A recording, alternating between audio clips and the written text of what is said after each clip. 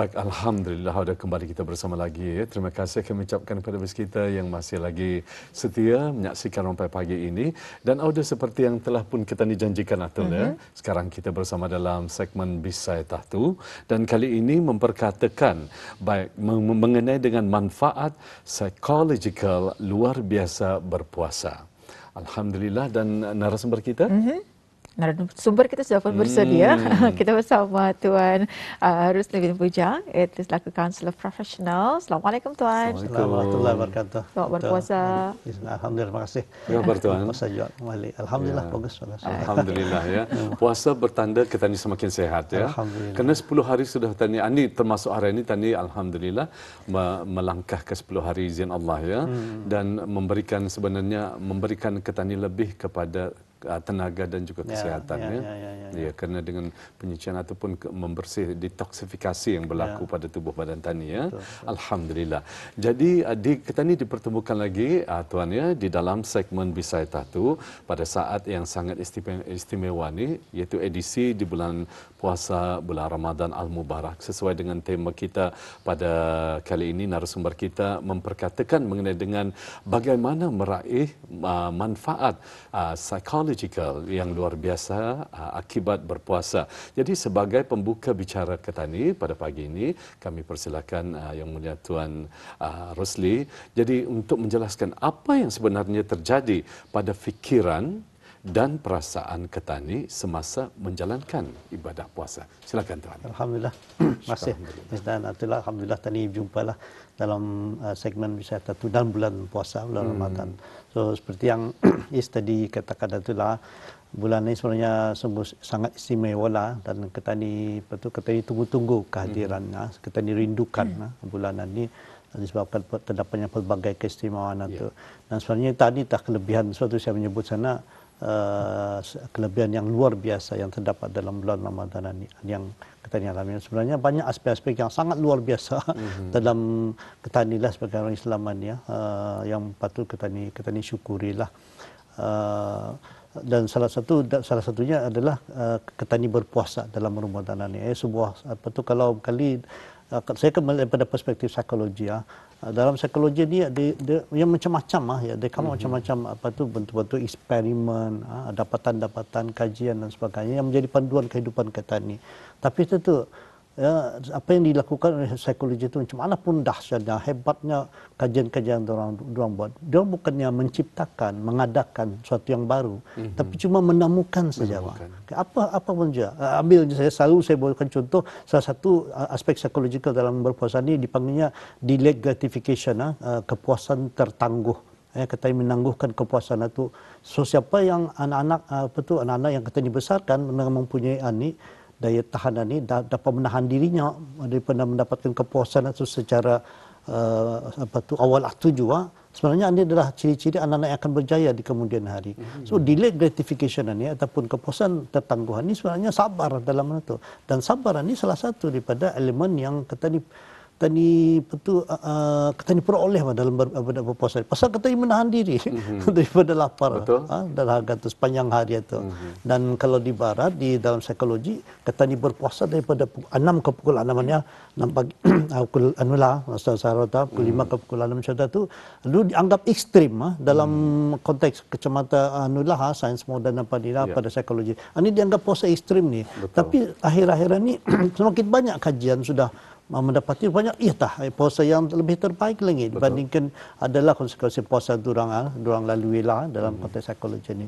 Jadi sebenarnya apa yang saya maksudkan sebagai aspek psikologikal yang luar biasa itu sebenarnya cuma dalam Ramadan ini ternyata banyak yang hal-hal luar biasa itu terjadi. Yang dalam psikologi itu kira envis ya, mencemburui saja. Rupanya kata ini sudah diaturkan oleh Taala dalam bulan puasa itu untuk kita ini melakukan saja lagi. So artinya puasa ni ia bukan hanya cabaran-cabarannya itu bukan hanya berikan daripada aspek tadi berpuasa secara fizikal juga, tapi sebenarnya emosi dan psikologi kita ini pun turut berpuasa juga. Contohnya menahan marah, artinya tadi apa yang terjadi dengan fikir dan perasaan tadi. Tadi menahan marah, misalnya menahan marah itu kalau sudah kita dapat aspek fizikalnya kita ini menahan laparnya, tapi ke aspek dalamannya itu emosi kita ini menahan marah itu sudah mendapat yang luar biasa, Pak. Dan yang banyak kita ini kadang-kadang salah faham juga. Puasa ni ya aspek utamanya itu sebenarnya adalah untuk kita ni menahan lapar itu, bukan untuk makan. Bukan untuk makan, untuk bersungkai itu, Pak.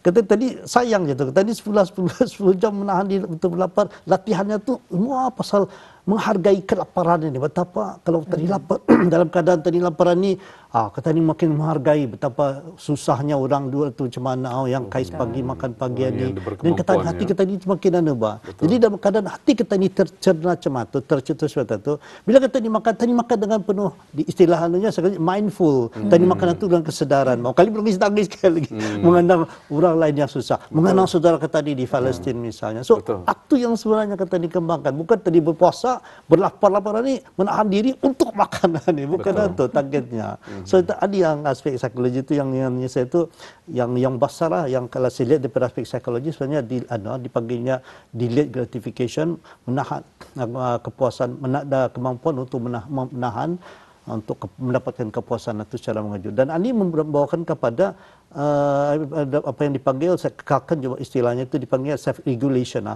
Self-regulation itu maksudnya keupayaan kita ini dapat mengawal diri. So mengawal diri itu termasuk mengawal gerakan-gerakan hati, keinginan-keinginan kita ni, nafsu hati kita ni. Kalau tadi melatih anak-anak, karena ya ada je tu, kadang baru je pukul 9, ada 9, makan sikit sajanya. So, kan? Atau kita tadi melatih ke dia, tahan dulu lah. Kan? So, itu latihan impuls. Kemudian dalam masa yang sama juga dapat menahan emosi dan juga tingkah lakunya tu. Ya, tingkah laku yang paling puasa ni antara ibadat yang anunya, sebab ya kita ni saya tahu kita ni makan yang kita ni benar-benar berlapar tu. Kalau macam ibadat lain nampak kita ni sembahyang ya nampak. Betul. Tapi puasa ni siapa tahu yang dah makan. Sekali masaknya sendiri. Dan orang lain apa. So itu sebenarnya memberikan satu self control, cost of control, daya kawalan di dalaman yang cukup luar biasa dalam konteks psikologi. Dan kajian-kajian banyak mendapati bahwa orang yang berpuasa ni dia punya stress levelnya, kerisauannya, tekanannya itu sebenarnya mungkin menurun. Dia punya kortisol itu stres adalah hormon yang kortisol itu semua menurun. Dalam masa yang sama dopamin, ini stres yang kita ni yang mendapat reward, ada apa namanya itu reward, hadiah dan juga motivasi itu meningkat. Itu dopamin. Dopamin ini salah satu daripada chemical yang membuatkan kita ini itu happy. Dan semasa berpuasa ni kan tadi ada merasa ada kepuasan itu, dapat mencapai penuhan diri, dan dopamin tadi itu meningkat. Dalam masa yang sama kita ni kontennya kortisol level itu menurun, yang stres, yang menyebabkan stres itu. Dan satu lagi yang dipanggil serotonin. Serotonin ini ada kaitan dengan hormon yang membuatkan kita ini itu happy, bahagia. So ia meningkat juga. So disebabkan oleh tadi cabaran-cabaran yang kita lalui sepanjang tadi berpuasa. So artinya puasa ni dari segi psikologi itu yang hebatnya itu ia membuatkan kita itu lebih mempunyai kesedaran, awareness. Itu yang tadi itu awareness yang lebih ataupun dapat cili akal, kesedaran luar biasa disebabkan kita ini menahan diri itu berlapar itu. Kita ini lebih faham, lebih peka dengan perasaan kita ni dan fikiran yang kita ni lalui. Yang mungkin selama 11 bulan yang laluan ni kita ni sambil lewat saja. Tapi ni kita ni menjadi lebih aware, lebih sedar untuk apa yang kita ni lalui itu. Sehingga dengan kesedaran itu kita ni menjadi kita ni lebih berkeupayaan, lebih berkuat untuk menjalani ibadah puasa itu lain daripada kehidupan kita yang sebelumnya. Contohnya tadi saya terdengar perbualan tadi yang you hopping dari masjid ke masjid itu. Ini juga hari biasa tu. Tadi mampu sembahyang tahajud 20 rakaat. Tidak ada dalam masa biasa. Suatu salah satu daripada kekuatan niat istilahnya itu, niat kita ni fokus kepada untuk lebih memperbaiki diri itu lagi. Masya Allah. Alhamdulillah. Jadi ia lebih bukan sajanya orang mengontrol ataupun mengawal daripada segi nafsu makan minum kita ni, tetapi juga mengontrol daripada emosi kita ni atul ya. Sebab tadi Tuan Rosli pun ada mengatakan dalam bulan berpuasa ni emosi kita ni agak menurun kerana puasa itu sendiri mendidik jiwa kita ni untuk lebih menahan kesabaran, ya, menahan daripada orang memandang pada perkara-perkara yang dilarang ketika kita ni berpuasa. Jadi mendidik ya. Betul. Alhamdulillah. Dan kalau tadi Tuan mengatakan menahan daripada rasa marah. macam mana tu kalau menahan rasa marah tu? Kalau kita mengawal macam nasihat aku puasa. Nasihat aku puasa ataupun sesungguhnya aku sedang berpuasa. Kan ia kan menahan, mengawal atau lain. Jadi di sini kita ni akan mengetahui bagaimana ibadah puasa yang kita ni jalannya ni berupaya membentuk daya tahan emosi dan kawalan diri seseorang. Kita ni akan berehat seketika dan kita akan kembali selepas ini.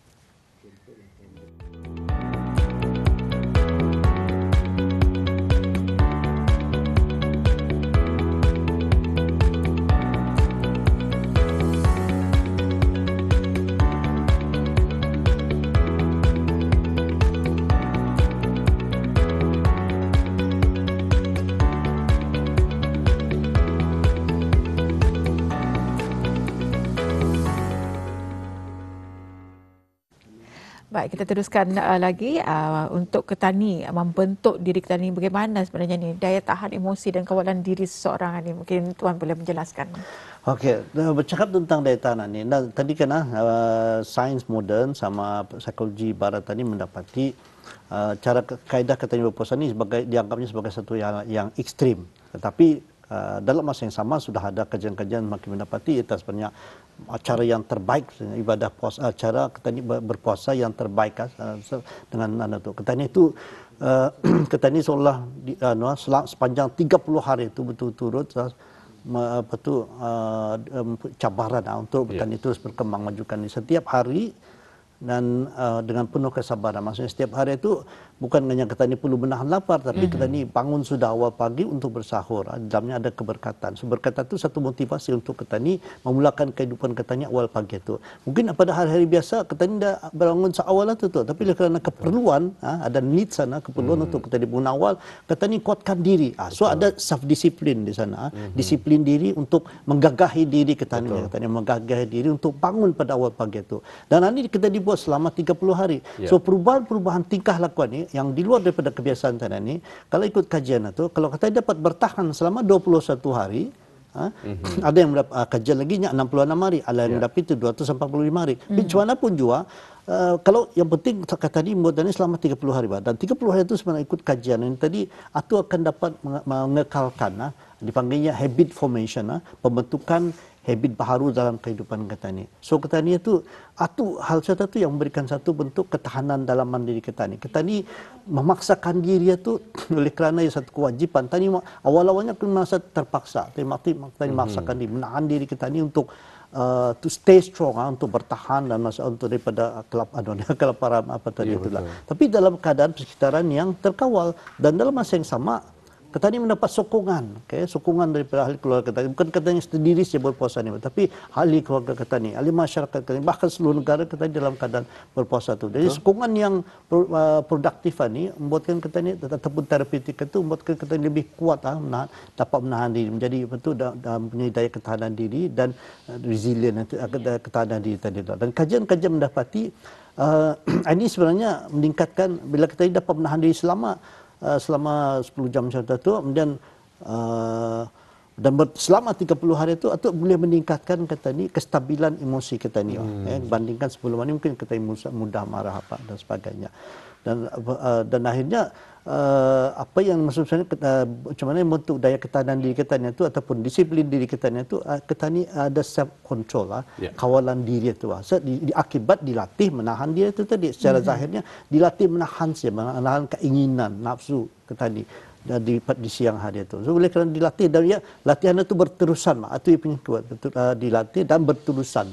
Dan itu yang akan meninggalkan ketani punya bagian otak, kalau bagian otak depan inilah itu yang akan meningkatkan ketani punya keputusan dalam proses ketani keputusan dan juga willpower ketani, keinginan ketani melakukan sesuatu.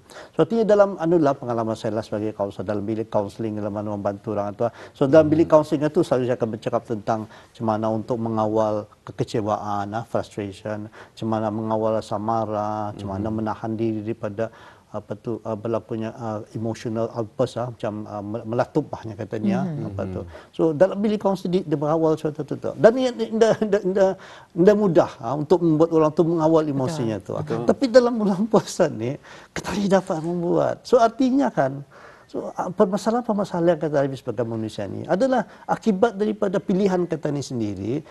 Indah dapat mengawal perasaan, tingkah laku dan artinya dalam mantan itu. Tapi bila ia dipaksakan, sebenarnya dapat. Macam marah. Aku dah dapat marah kuaninya. tapi dia petani marah. Tadi marah orang di bawah tadi, orang di atas pada tadi marah misalnya. Sebenarnya ia dapat dikau. Dan dalam puas hati membuktikan macam itu. Dan pelajaran yang besar itu juga, macam mana pun juga keadaannya itu, ia mengajar petani untuk tenang, dalam sentiasa bertenang walaupun dalam keadaan yang penuh dengan tekanan. Alhamdulillah. Betul sekali Atul ya. Jadi itu dia pengajaran daripada kita ni orang melaksanakan ibadah puasa ni. Banyak yang kita ni ketahui mungkin mengubah cara kita ni. Dan Tuan, macam mana kita ni orang kita ni berikan bayangan lah macam mana ataupun bagaimana akibat daripada orang berpuasa ni, ia juga sebenarnya secara tidak langsung telah mengubah cara kita ni, maksudnya daripada cara kita ni berfikir dan cara kita ni merasa. Bagaimana perkara ini boleh terjadi, Tuan? Betul. So dalam psikologi kan ya satu disiplin ilmu yang mengkaji tingkah laku. Maksud dalam tingkah laku itu adalah ya dikawal oleh pikiran dan juga perasaan kita ni. So itu fokus kajian psikologi inilah. Dan sebenarnya macam mana puasa tu ia macam seolah memperlahankan kehidupan kita ni.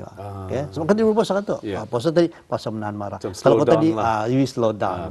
Kalau tadi berjalan pun berjalan tadi akan anda sengaja meletihkan diri.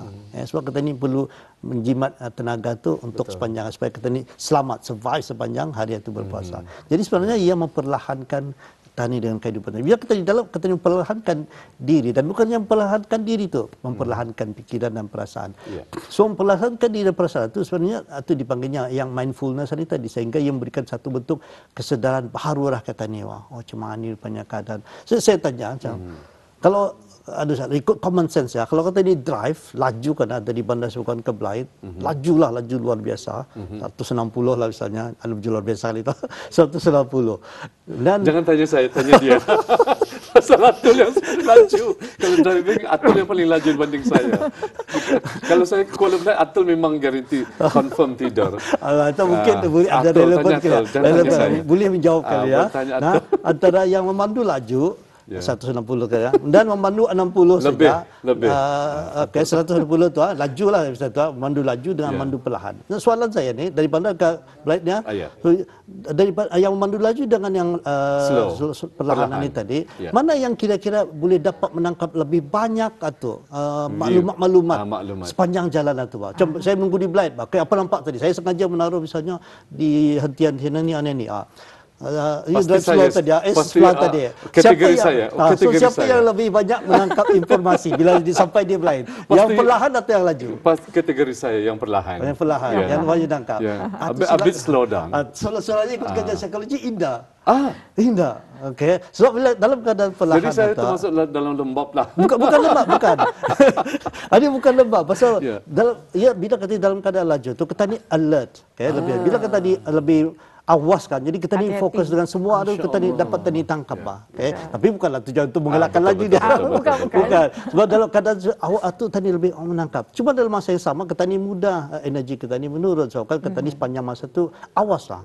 Sedangkan yang perlahan ini lebih relax tekan santai. Cuma kadang kena kesantaiannya tu alfa kan. Ya landai kan atau dipanggilnya lebih lagi kalau jalan tu straight saja ada dipanggilnya highway hypnosis Highway hypnosis maksudnya kita ni kita ni boleh terlena tu dengan tapi yang positifnya oleh kerana jalan tu kalau sama saja jalan yang sama dalam berjam-jam sama anda ada selekor dah apa ia boleh tu kalau dari kadang trauma bukan kalau tadi trauma mengalami trauma tu boleh hilang lah itu aspek lain lagi lah ini tak rasa bagi contoh hari saja tadi tapi jangan salah faham lah bukan kalau tu laju cuma saya tu pasal fokus jadi sebenarnya fokus itu kalau dalam aplikasinya kalau tadi membaca karena kalau tadi baca dulu setelah masa baca satu-satu.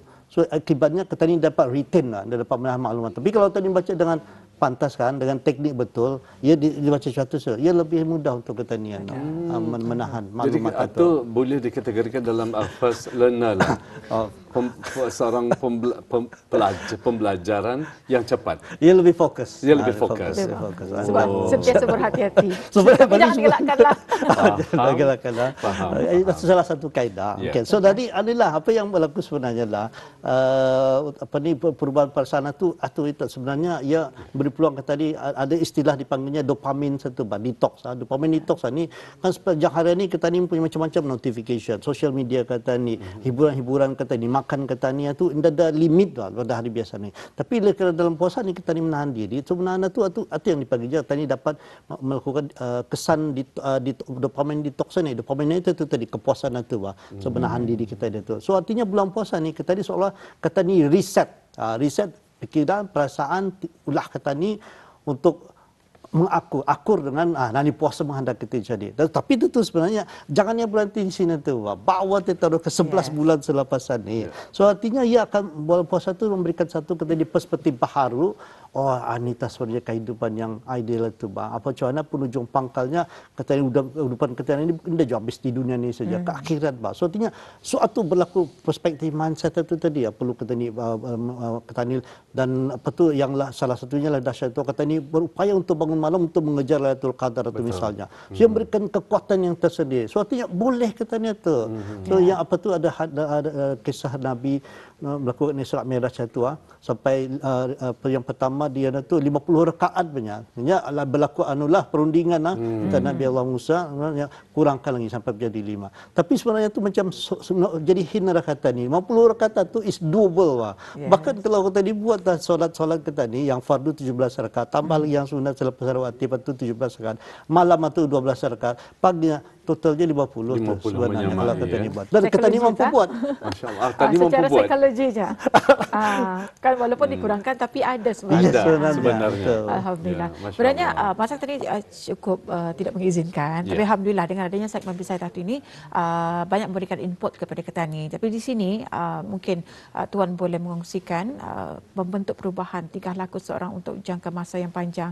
Jadi mungkin boleh dijelaskan lagi secara ringkasnya ataupun orang cedek akal Ketani dalam perbincangan Ketani pada kali ini. 2 minit. Terima kasih. Sebenarnya sebagai psikologi lah, counselor profesional, bulan puasa ini satu hal yang luar biasa sebenarnya. Satu bentuk intervensi yang semula jadi berlaku dalam bulan puasa saja. Ketani boleh misalnya menghilangkan tabiat merokok, Ketani menggantikan ke hidup yang lebih sehat, menghilangkan habit yang negatif itu boleh berlaku. Dan prosesnya sebenarnya untuk dijalankan selama itu kalau ikut kajian itu antara 21 hari ke 254 hari. Jadi sebenarnya bukan itu, itu proses yang perjalanan itu, perjalanan yang panjang itu tempat kita ni. Cara yang praktikalnya yang mudah, teknik praktikalnya itu. Pertama, kita ni perlu itu jadikan perubahan yang kita kena itu mudah. Mudah itu maksudnya kan tahan diri saja. Mudah je tu, tahan sini that's it. Dan keduanya tu kata ni adakan sokongan di sekeliling kata ni. Dan alhamdulillah kata ada keluarga, masyarakat kata negara kata ni membantu kata ni itu sama-sama kata ni berpuasanya, puasa. So kata ni merasa termotivasi. Dan akhir sekali itu terima apapun kehidupan kata ni kegagalan apa tu, setbacks macam kegal kata ni. Sebab kalau kata ni batal misalnya kan boleh jadi kata lagi tu. Jangan puasa lah. Suatunya dan dia tidak memadamkan kalau tadi batal sekali, tidak memadamkan yang 29 hari itu. Suatu pelajarannya adalah setback. So artinya kan puasaan ni dalam proses kehidupan kita ni seharian ni, ya sebenarnya apapun perubahan yang kita ni kan, perubahan itu adalah sebuah proses, bukannya result, maksudnya bukan result. Proses satu kita ni lalui, kita ni jalani. Tapi bukan perubahan itu berlaku secara hari ini mendadak, esok kita ni menjadi malaikat misalnya, bukan macam itu. Tapi perubahan itu biar berlaku secara berterusan. So akhirnya ia memberikan satu mindset baharu. Anggaplah puasa ni dari segi psikologi sebagai satu untuk kita ni mengawal diri kita ni, latihan kita ni untuk menjadi tahan diri. Pada akhirnya membentuk satu mindset baharu kita ni untuk kita meneruskan kehidupan kita ni lagi selama 11 bulan ke hadapan itu. Bukan berhenti di sini tapi persiapan untuk kita ni mengharungi hidup 11 bulan seterusnya. Selebihnya dan bahkan untuk akhirat lagi nanti. Ya betul. Alhamdulillah. Sangat luar biasa. Apa yang kita ni perolehi pada hari ini yang banyak mendidik jiwa kita ni. Kalau tadi kata Tuan mudah sebenarnya. Sama je ni kalau Tuan kalau ada yang mengatakan katanya ya payah kan buat. Kalau kataan payah tu Payah tu jadi saat tu doa. Mindset ya. Masya-Allah. Itulah istimewanya ya jika kita ni memanfaatkan ilmu ni, apatah lagi sepanjang bulan Ramadan.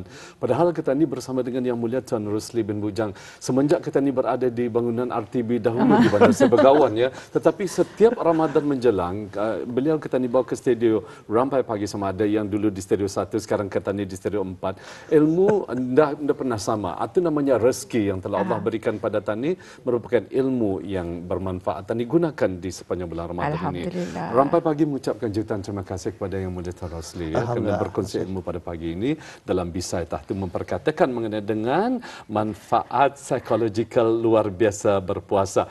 Rakan kita di atas penerbit mengusik kita, sebenarnya katanya lambat bukan bermakna lembab. Ya, jadi saya bukan tergolong pada yang lembab. Mungkin kreativiti masing-masing ya, kreatif. Ya, terima kasih Tuan. Sekali lagi ya. InsyaAllah di lain kesempatan berjumpa lagi sama menunaikan ibadah puasa. Assalamualaikum. Waalaikumsalam warahmatullahi wabarakatuh. Alhamdulillah.